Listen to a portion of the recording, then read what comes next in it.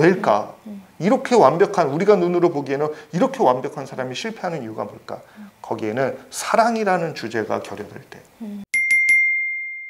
안녕하세요. 저희는 비바이컴의 은진쌤, 성쌤입니다. 반갑습니다. 선생님, 네. 그 옛날에 쇼미더머니라는 프로그램에서 옛날에? 언제요? 그때가 아마 쇼미더머니가 6까지 나왔을 거예요. 근데 몰라요, 아마 1편, 2편인가? 거기에서 어떤 래퍼가 이런 가사를 쓴 적이 있어요. 뭐요? 돈과 명예 중 하나 골라. 네. 근데 선생님은 돈과... 노래 안 불러줘요? 제가 그냥 음원을 틀어드릴게요. 돈과 명예 중 고르라 한다면은 어떤 걸 고르고 싶으세요? 저요? 네. 저는 그러면 명예를 고를 것 같아요. 저도 명예인데 왜죠? 진짜요? 왜요? 네. 내가 먼저 물어볼래요. 왜? 저는 명예가 있으면은 돈은 자연스럽게 따라올 것이다 라고 생각을 하거든요. 저도 거기에 동참하겠습니다. 선생님 개인적인 생각도 얘기를 해줘야죠. 명예는 또 그런 어떤 다른 부수적인 효과를 창출하기도 하지만 또한 오랜 세대에 기억되는 것 같아요. 돈 있는 사람은 한 세대로 끝나지만 명예는 좀 오래 가지 않나. 맞아요. 그래서 돈보다는 좀 더 길어서 오래 가니까. 그래서 명예를 선택할 것 같습니다. 네, 두 가지 초이스밖에 없다면. 그렇죠. 근데 성경에서 돈과 명예를 다 가진 사람이 있었잖아요. 그래요? 네. 누구 얘기하시는 거지? 부자 청년이라고. 부자 청년, 그쵸? 네. 네네, 맞아요. 네. 오늘은 그분에 대해서 한번 이야기를 나눠볼까 하는데. 부자 청년 이야기도 굉장히 우리가 얘기하고자 하는 어떤 주제들과 부합하는 것 같아요. 우리가 지금 추구하고 있는 이야기들 중에 하나가 세상적으로 잘나고 멋진 사람들이 늘 성공할까? 그 사람들만이 어떤 특정한 은혜의 부류 안에 들어가는 걸까? 우리가 그렇지 않다. 오히려 잘생기고 잘나고 돈 많고 명예 많은 사람들도 하나님의 나라에서는 실패할 수 있는 확률도 있다라는 것을 주제로 잡고 나갈 때 이 부자 청년 이야기도 우리가 이야기하고자 하는 어떤 중요한 인물이 될 수 있을 것 같아요. 이 청년과 예수님의 질문의 시작은 이렇습니다. 젊은 청년이, 부자 청년이 예수님을 찾아옵니다. 그리고 질문합니다. 내가 어떻게 해야 영생을 얻을 수 있습니까? 라는 질문을 하거든요. 은진 선생님, 돈 많은 사람들이 영성까지 추구한다. 멋진 것 같지 않으세요? 완전 멋지죠. 그렇죠. 네. 우리가 얘기했던 돈과 명예보다는 이분은 돈은 있어요. 네. 그런데 영성을 추구했다는 거예요. 물론 영성이라는 게 종교적인 통습이 있던 당시에는 명예가 될 수도 있겠지요. 그런데 더 나은 어떤 영성, 하나님과의 관계, 더 나은 어떤 자기 관리의 문제를 예수님 앞에 가지고 나와서 내가 어떻게 해야 영원히 사는 문제, 영생의 문제들을, 영적인 문제들을 추구하는 자가 될 수 있습니까? 라고 질문합니다. 예수님이 그 청년에게 뭐라고 질문했는지 아세요? 율법을 다 지켜라. 네, 그렇게 얘기를 했어요. 너가 하나님 안에서 영성을 추구한다면 계명을 지켜라. 그러고 얘기합니다. 그랬더니 이 청년이 뭐라고 대답을 하는지 아세요? 다 지켰다. 다 지켰다 그럽니다. 그런데 여기 중요한 게 있어요. 모세의 10계명이 몇 개 있죠? 이건 질문이 너무 바보 같은가? 10가지. 네, 10가지가 있죠. 모세의 10계명은 10가지가 있습니다. 네.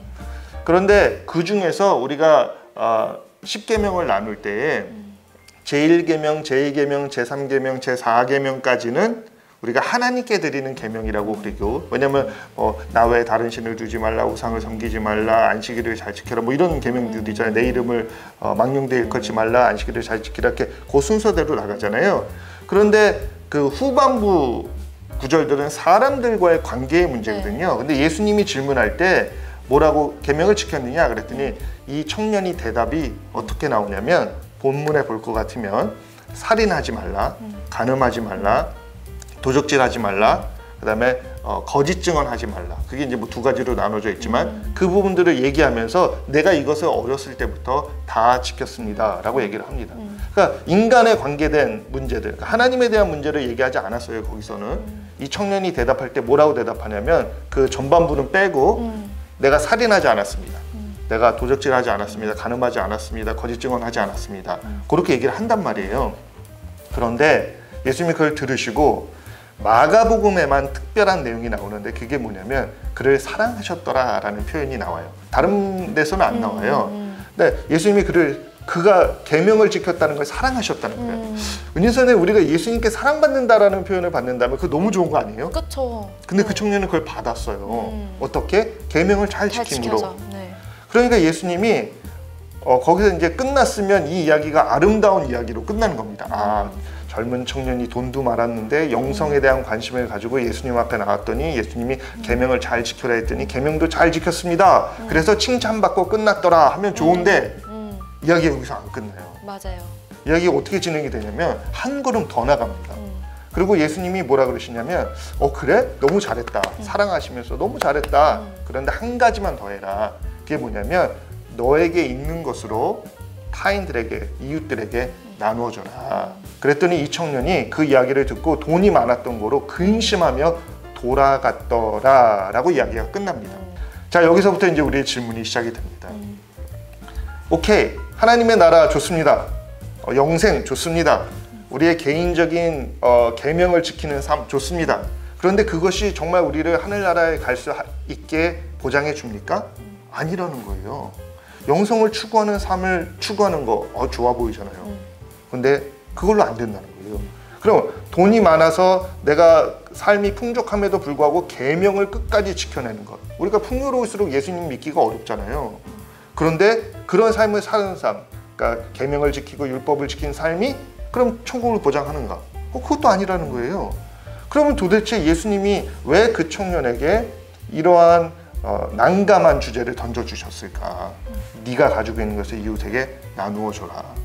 청년이 내가 다 지켰습니다 라고 얘기한 살인하지 말라, 간음하지 말라, 도적질하지 말라, 거짓말하지 말라는 이 율법은 사실은 개인의 영성일 뿐이에요. 그렇잖아요. 내가 뭐뭐 하지 않았습니다.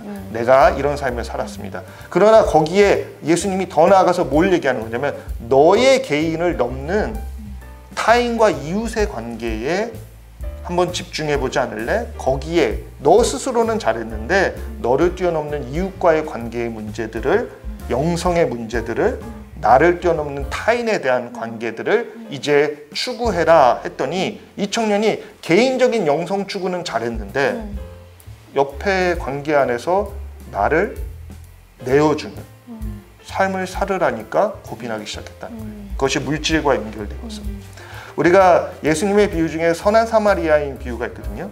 거기에 누가 내 친구냐, 누가 내 이웃이냐라는 질문을 던질 때에 제사장 지나갔죠, 레위인 지나갔죠, 사마리아인 지나갔죠.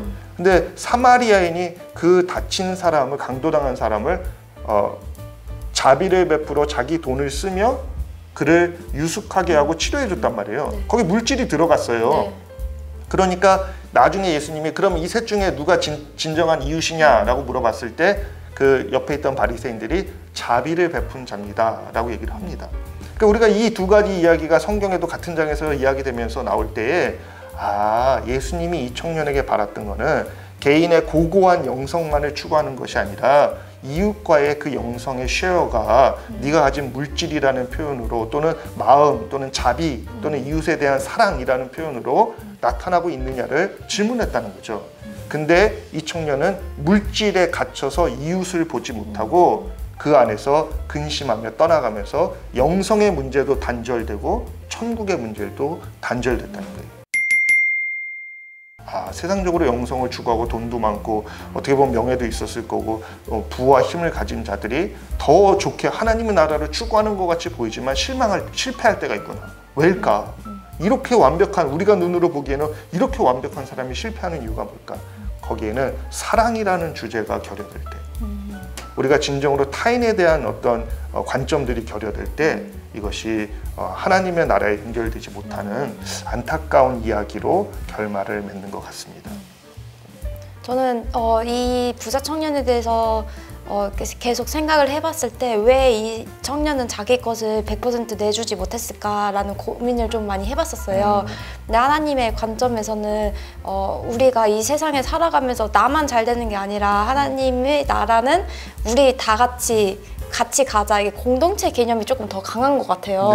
근데 이 부자 청년은 그런 거를 놓치고 나만 잘 살면 됐지, 이게 주신 것도 하나님의 은혜인데 그것도 모르고 이거는 내가 열심히 번 돈이야, 좀 이런 생각이 좀 강하지 않았을까. 근데 우리가 또 살아가면서 우리가 성취해서 번 돈들도 있잖아요. 뭐 성취해서 뭐 높은 직위까지 올라가신 분들도 있을 거고, 근데 그게 오래가진 않는 것 같아요. 네, 회사에서도 잘린 그런 친구들도 많이 봤고요. 근데 한순간에 그런 가진 것들을 잃어버렸잖아요. 언제나 네. 유지되는 건 아닌 것 네, 같아요. 명예나 돈이라는 것은 언제나 있다가도 없어지는 물건이기 때문에 이게 항상 내 것이다 라고 생각하는 순간에 이제 좀 이렇게 망하게 되는 케이스가 아닌가라는 생각이 좀 들었어요. 그런데 예수님이 원하셨던 것은 사랑이었던 것 같아요. 저도 결국은 하나님의 사랑은 그런 나의 개인적인 그런 게 아니라 같이 가자, 같이 천국의 잔치에 참여하는 것, 그것을 원하시는 게 아닌가. 그 말씀 너무 좋은 것 같아요. 사실 같이 가자, 잔치에 참여하자. 네. 첫 아들이 실패했던 이유도 사실은 동생과 함께라는 것이 싫었던 거거든요. 네. 그리고 지금 이 부자 청년도 이웃과 함께라는 데서 실패하는 거거든요. 그러니까 우리가 잘나고 멋있는 사람들이 하나님 나라에서 실패하는 이유가 뭘까? 개인의 영성을 추구하는 거 좋습니다. 첫 아들처럼 헌신과 봉사를 하는 거 좋습니다. 그럼에도 불구하고 우리가 더불어라는 표현 또는 함께 잔치에 동참하는 공동체라는 개념을 잃어버릴 때 일에만 집중하든가 아니면 뭐 어떤 목적에만 집중하다가 더불어를 잃어버리면 아무것도 아닌 게 되는 것을 깨닫게 되는 것 같아요. 네. 예수님은 결국은 부자 청년에게 원했던 거는 하나님의 사랑을 알아라, 이거였던 것 같아요. 맞아요. 네, 그래서 내가 지금 그 첫째 아들과 둘째 아들도 아버지의 마음을 몰라서 그쵸. 천국의 잔치에 참여하기 힘들었었잖아요. 네, 그런 것처럼 우리 안에서, 우리 삶에서 하나님의 사랑이 넘치고 있는지를 점검을 해봐야 될 것 같아요. 네, 여러분 공동체 안에서도 하나님의 사랑이 가득가득 채워나기를 소망합니다. 네, 다음 영상도 함께 해주시고 은혜 받은 거 있으면 댓글 남겨주시고 궁금한 것도 있으면 댓글 남겨주시면 감사하겠습니다. 감사합니다.